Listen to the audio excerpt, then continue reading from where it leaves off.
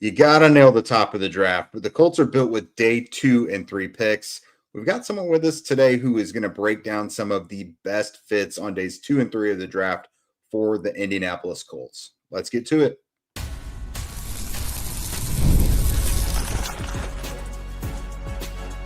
You are Locked On Colts, your daily Indianapolis Colts podcast. Part of the Locked On Podcast Network, your team every day. All right. Thanks for tuning in and making us your first listen of the day. This is your daily podcast covering your Indianapolis Colts, part of the Locked On Podcast Network, your team every day. What's up, everybody? This is Jake Arthur of horseshoehuddle.com.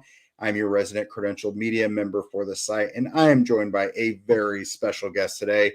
We had him on after the Senior Bowl, after him and I got our eyes on some guys down there at Mobile. It's Damian Parson of the Locked On NFL Draft podcast. He's also part of the draft team over there at Bleacher Report. What is up, Damian? Welcome back to the show. Always good talking with you, man. Always good talking with you. It's kind of somewhat the home stretch before the 2025 NFL draft. It feels like that period in the offseason when you hit mid-June, right before training camp, and you're just like, man, this is taking forever. That's what it feels like right now. Yeah, it's definitely crossing T's and dotting I's season. It's not like the workload is as big as it was, but I still find myself sleep deprived. It's like you're still trying to use every ounce of energy you can to figure out what's going on.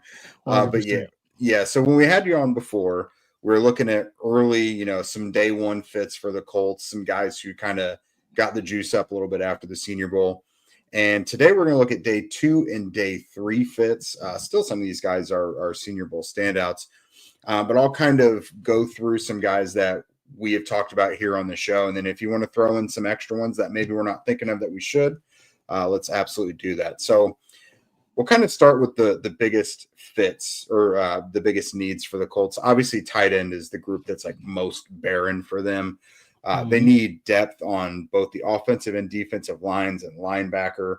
And day 2 seems about the right spots for those. They do have some other needs that we'll get to here on the day 3 portion. But when I look at tight end, Mason Taylor is, for the value, perhaps our favorite tight end in the draft. Like Tyler Warren at 14 is obviously a layup. But if you can go down there somewhere near the bottom of the top 40 and get Mason Taylor, the value is incredible because it means in the first round at 14 or wherever you're picking that, you're getting yet another stud. And it feels almost like cheating a little bit.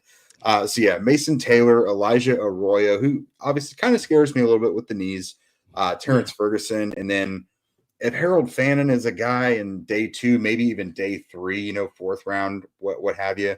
But who of these tight ends really stands out for you on day 2? Definitely Mason Taylor, 6'5", 250, 10-inch hands, 32 and a quarter on the arm.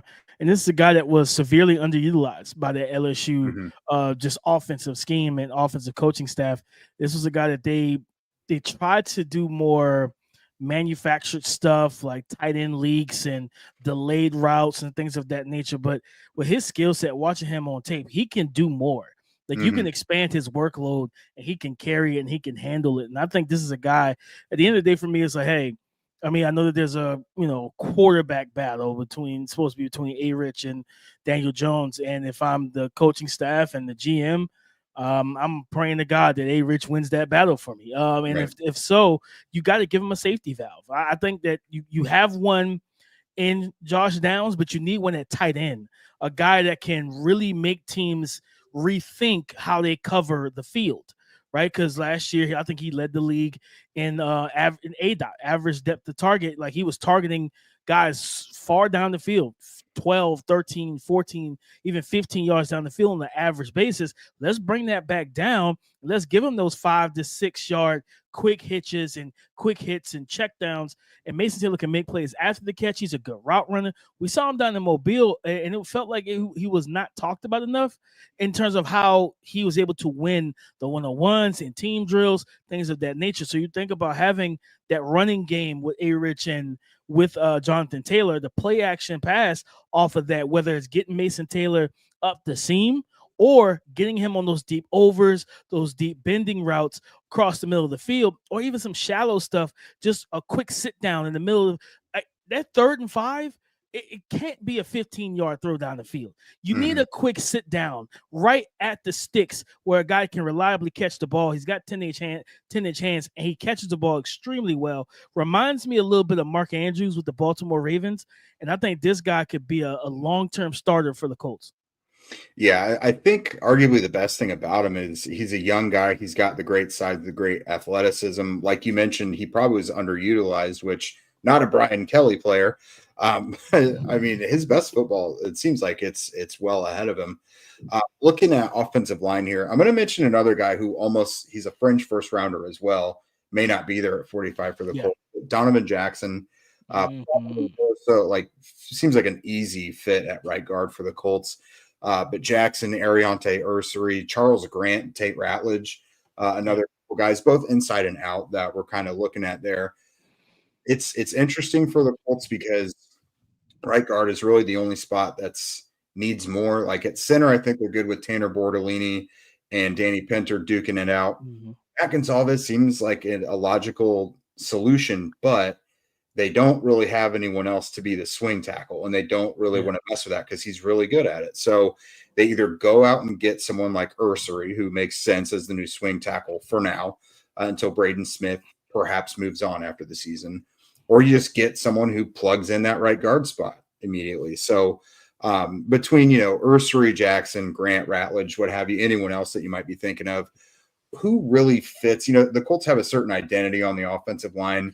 And then when you factor in, let's say Anthony Richardson wins the battle, you obviously have a quarterback that is going to spread the field a bit more, both as a runner and a passer. So who really seems to fit there? Man, if Donovan Jackson is there, you run the card up to me. I think this is a guy that we saw the athleticism on display when Josh Simmons went down against Oregon, and then you get prepared from that Penn State game on. He kicking a guard out to tackle is kind of unheard of, especially at the college level, just moving the guy immediately, a guy that's never played tackle in college, and moving him from his place of comfort, his home, to uncharted territory where now you get to get put on an island against these explosive edge rushers. And outside of the Abdul Carter game, which was his first start, and of course Abdul lit him up in that game. Right. After that, he pitched a shutout, right, as they went on to win the national championship. And I honestly believe this: if they met, him and Abdul met the end of the season or in the playoffs, I'm kind of hedging my bet towards Donovan Jackson, because now he's prepared for that matchup. He's gotten the kick step and kick slide and the movements and the muscle memory a little bit more down packed than their first actual day on the job. And you have the hardest test in college football with Abdul Carter. I think putting him at guard, you like you said, you have that identity, the physicality in the run game, also the athleticism to do some pin pull concepts.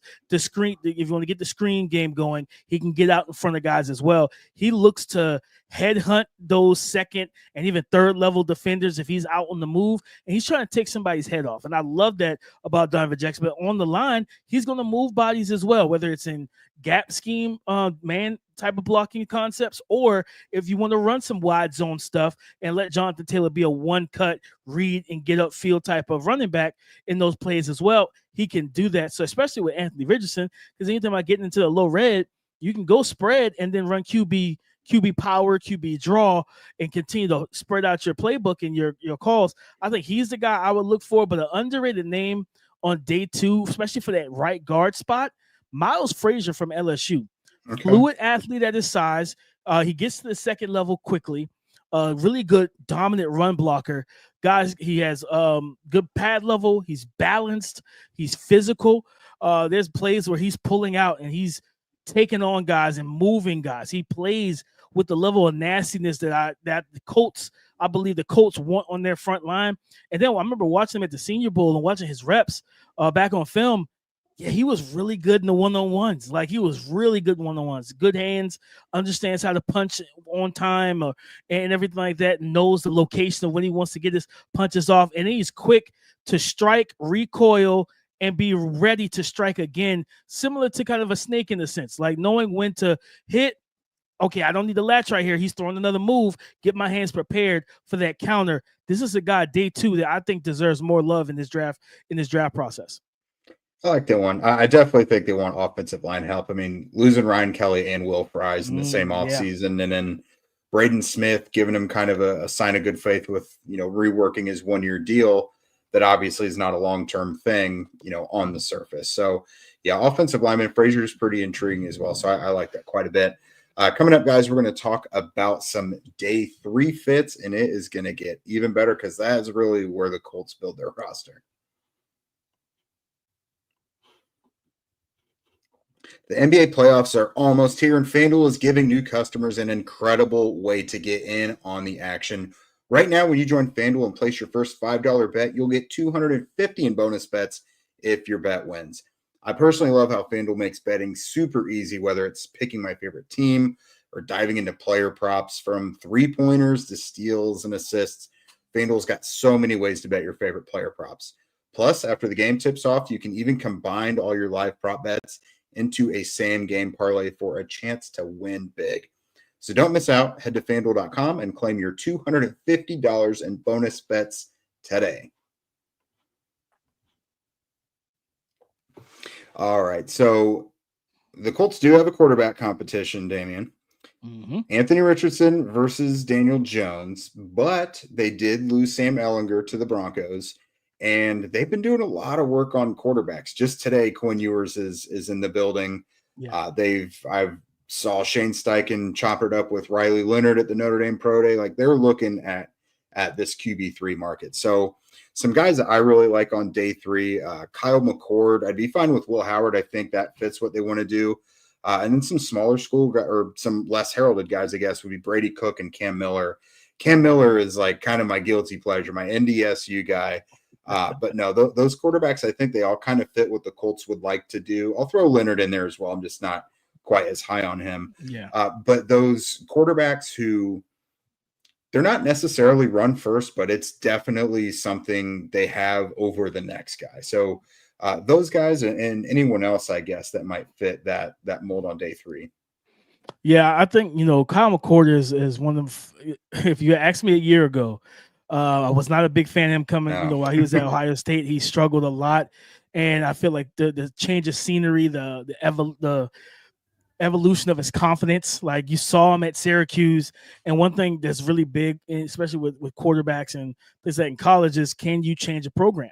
And he changed that program for the better. You know what I mean? Being able to lead them to a really good season, knocking off Miami late in the year, and everything like that, which kept Miami out of the college football playoffs and what have you. Like, he played well. He was confident. He led that team. He distributed the ball well, showcased the arm talent and everything, and the accuracy that he has. So that's not a bad fit. Is he going to give you the rushing upside that Daniel Jones or Anthony Richardson, Riley Leonard? He doesn't give you that as much, but he's much better in the pocket than Riley Leonard and some of those other guys. Will Howard is an intriguing one because he is a guy that fits that kind of mold. He has that, to be completely honest, he has that Daniel Jones kind of build and quirkiness to his game and everything like that. And he's got that mobility where, he's probably not going to carry the ball 15 times a game like we saw with Notre Dame and Riley Leonard with all the QB power and counter and stuff like that. But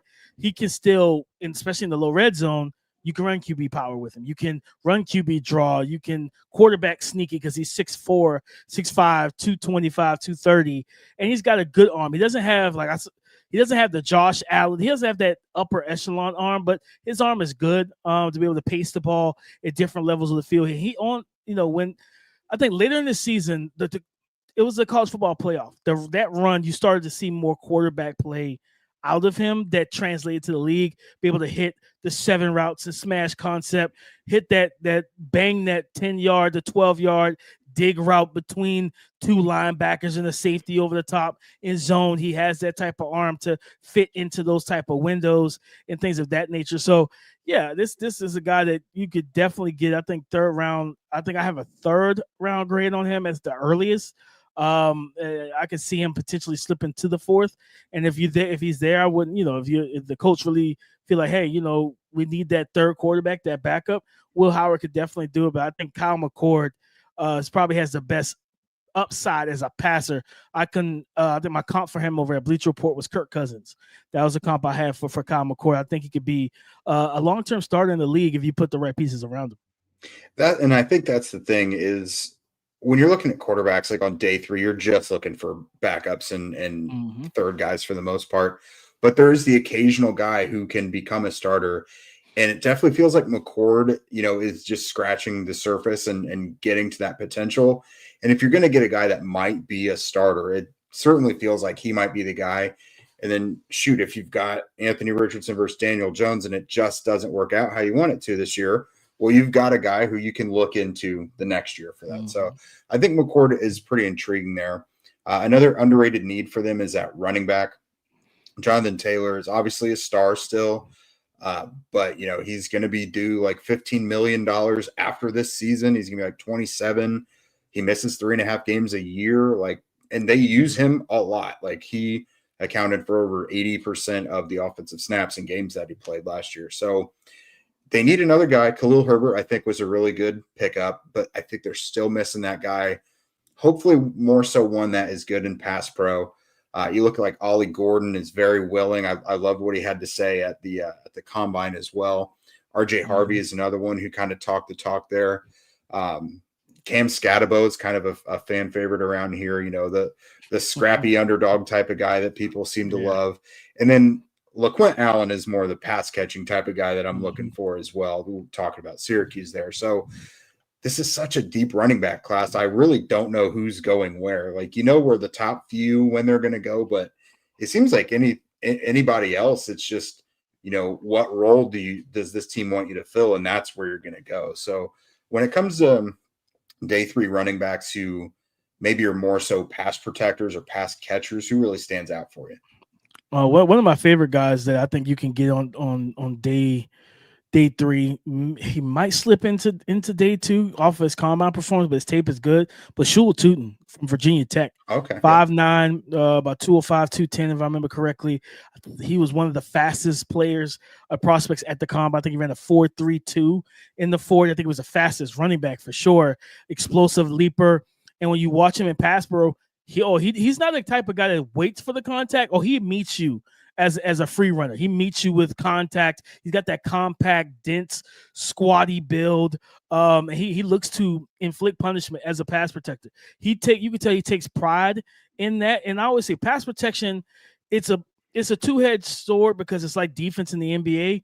It is a skill thing, but it's more so a will thing. So it's like, do you want to play defense?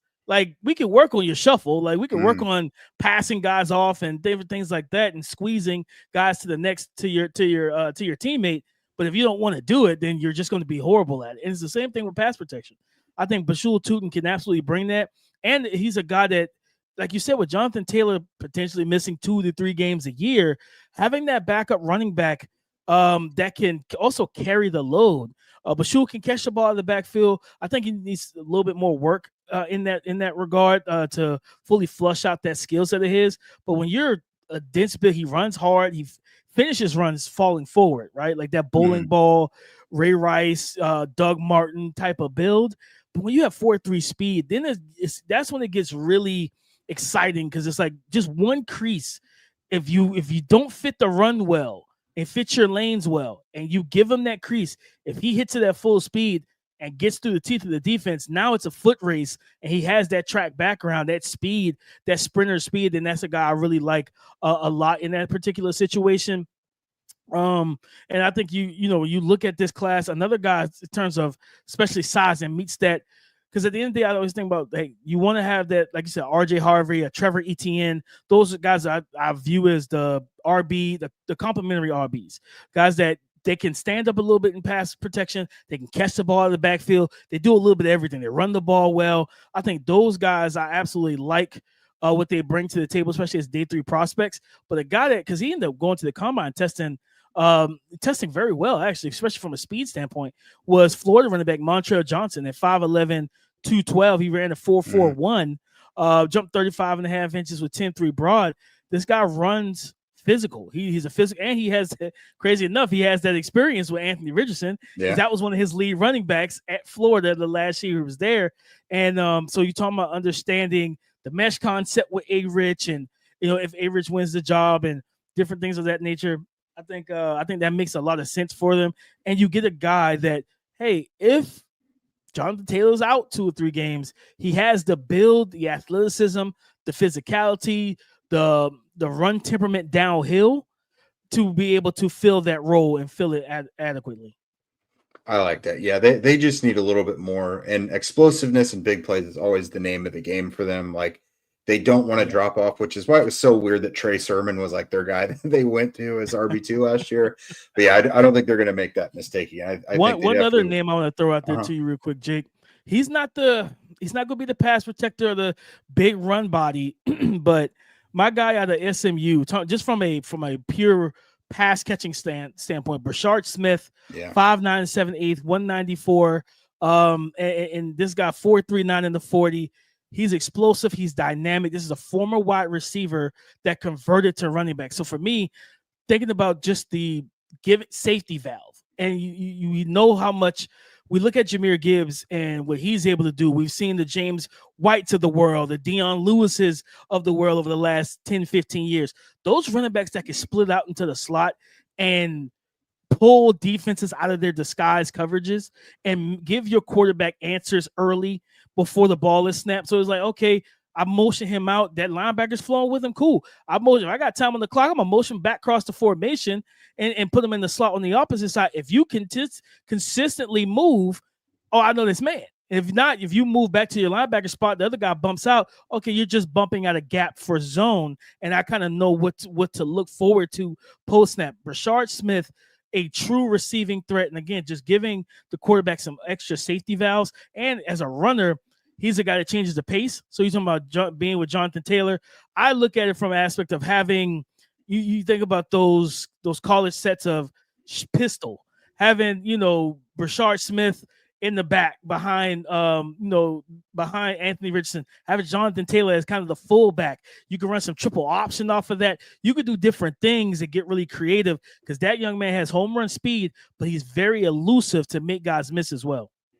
I like that, and that's a good concept because, I mean, Shane Steichen is known for being very creative and kind of a whiz, but it just feels like they haven't had all the weapons necessary to make that happen. I think they need more competence from the quarterback position as well. But giving more versatility and more guys that can make things interesting for the defense, I think that really could be key to unlocking that offense. But coming up, guys, we're going to talk about some less heralded guys that may not be UDFAs, but they're probably going to be round 5, 6, 7 guys that just many people aren't talking about, but they might fit really well or just really outperform their draft stock.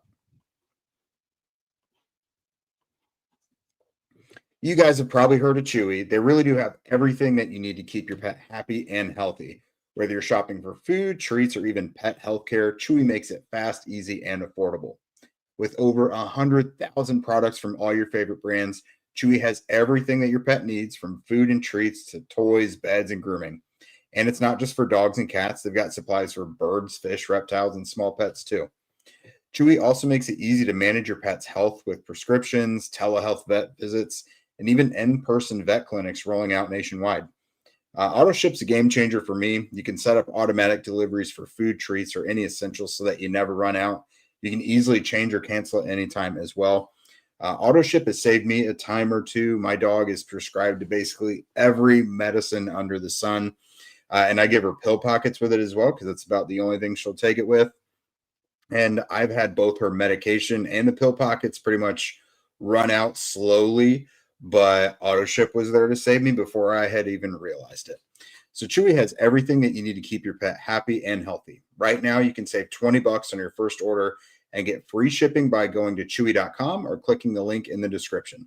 Save $20 on your first order with free shipping by clicking the link in the description. Minimum purchase required, new customers only, terms and conditions apply. See site for complete details. All right, Damian. So I'm gonna throw a few of my guys that I really like out here. And one of them popped up for me at the Colts Local Pro Day just this week. That's Houston quarterback Donovan Smith. He is actually the son of Colts running backs coach DeAndre Smith. This is a big dude, live arm. he was throwing as well as Hudson Card from Purdue, and the differences in velocity was just very notable, to say the least. So Smith has got a good deep ball. He gets the ball there quickly. I'm imagining he can get it in tight windows and everything. Josh Carlin, offensive lineman from UCLA. That's a guy that has played pretty much everywhere. And then Seth Coleman, an edge, kind of a 3-4 outside linebacker from Illinois. That's what he played for the Illini. He told me that that's where teams see him. But, I mean, for the Colts, I don't really know how feasible that will be. Maybe they would prefer him as kind of a big end. And then Elijah Ponder is like my number one. If you can get him on day 3, the Cal Poly kid, super athletic, really productive in college as well. Those are some of the guys who I think, kind of find them under a rock a little bit, but they could wind up being good picks for you.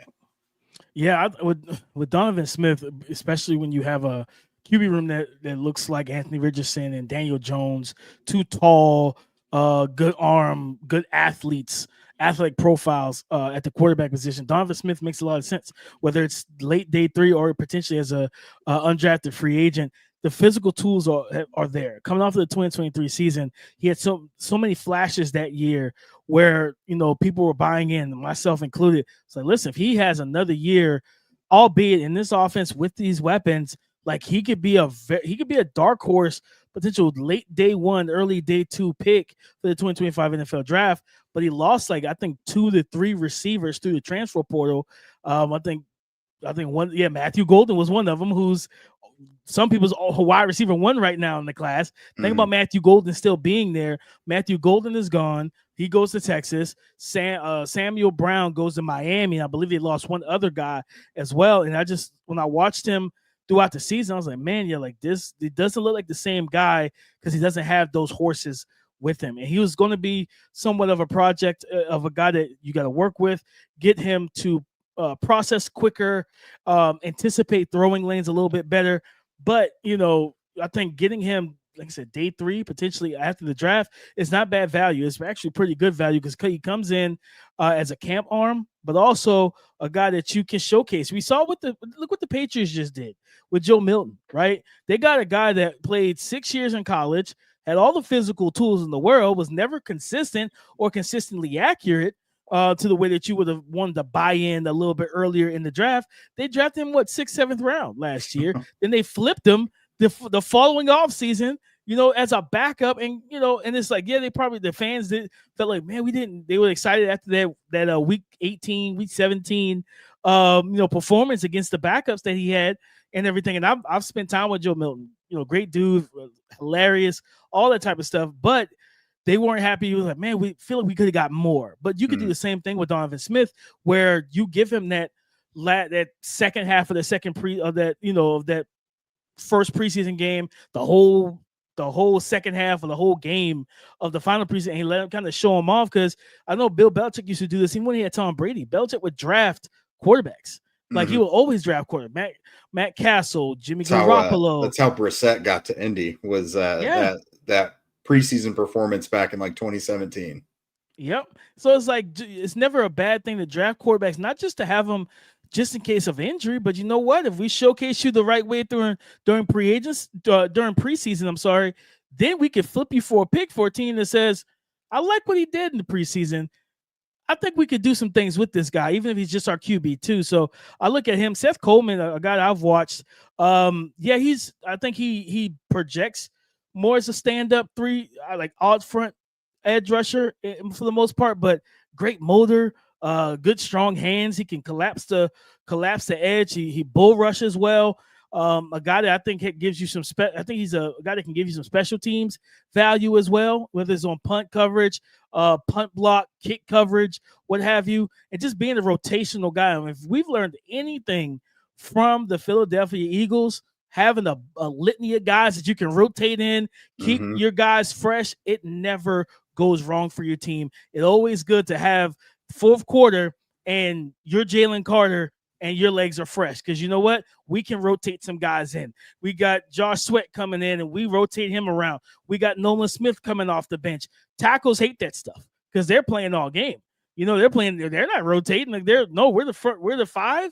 We're out here. Yeah, the offensive tackles don't like that stuff. To see athletic, fresh leg rushers who haven't played 20% of the snaps in the game come off the bench on those key third downs. It was like, all right, like he's jacked up. He's got all the juice. He's ready to roll. I got to get out the blocks. I'm tired. I got to get out these blocks. So I think those are guys that you're talking about just those late day 3 guys, potential UDFAs. I think those guys 100% fit that mold for me as well.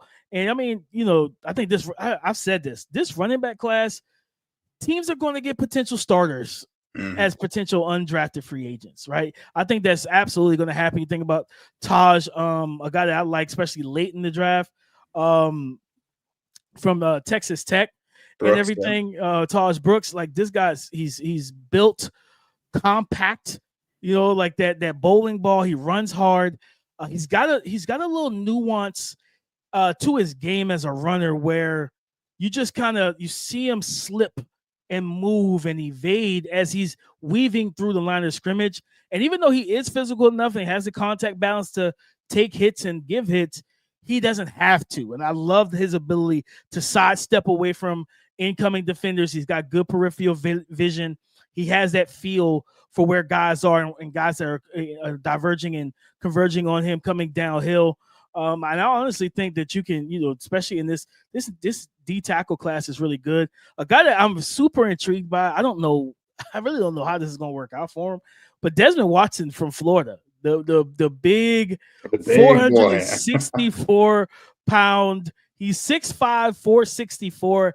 I don't think I've ever seen anybody that's 6'5" and north of 400. Like this insane to me. Yeah. Like that. So to see him potentially being a guy that could potentially be nose, and you just tell him, man, just eat these gaps, just control these gaps at 6'5", 460 pounds. Let our linebackers work freely and get to the football. And if you can give me a little push and reset the line of scrimmage a little bit, I'll take that too. I think this is a guy that late day 3 that probably undrafted, because somebody might take him as a novelty piece. Like, listen, we're gonna just see what we can do with him.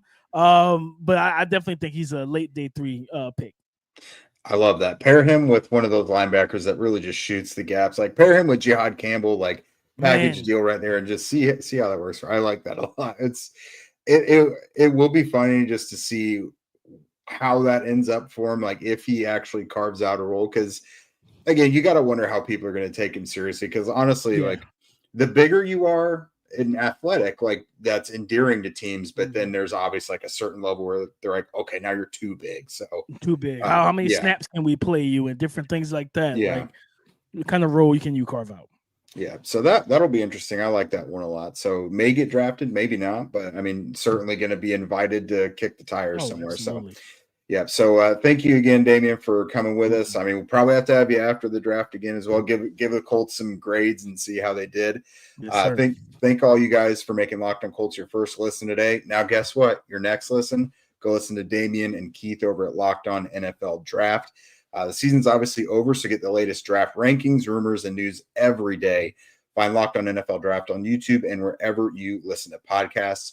If you guys want to become Locked On Colts insiders and chat with us directly, ask us your questions, please follow the link in our show notes. If you don't already, follow at Locked On Colts on all the social media platforms. Go ahead and subscribe here on YouTube, wherever you listen to podcasts. That's Locked On NFL Draft as well. Damian was great today, but you can hear that every day talking about the entire league. So with that, we will see you guys later. We're 2 weeks out from the draft, man.